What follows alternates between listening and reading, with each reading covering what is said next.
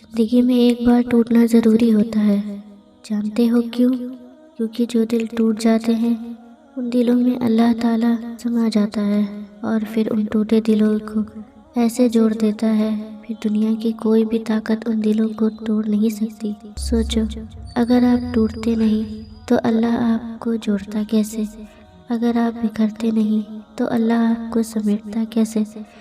دل جب بے وجہ بے سکون رہے نا تو جان لو آپ کا رب آپ کو یاد کر رہا ہے، وہ چاہ رہا ہے میرا بندہ بھی مجھے یاد کرے۔ جب ہی تو آپ کا کسی کام میں دل نہیں لگتا، لیکن ایک بار اس وقت اللہ کو یاد کر کے دیکھو، اسے پکار کر تو دیکھو، کس طرح روح تک سکون پہنچے گا، حیران رہ جاؤ گے۔ وہ تو اپنے بندے کا ہر پل انتظار کرتا ہے۔ ایسی ہے میرے اللہ کی محبت، جب آپ اس کی طرف ایک قدم بڑھاتے ہو تو وہ یہ نہیں سوچتا کہ میرا بندہ کتنا گنہگار ہے، کتنی نافرمانی کی ہے۔ آ جاؤ میری طرف، آ جاؤ، میں تمہارے انتظار میں ہوں۔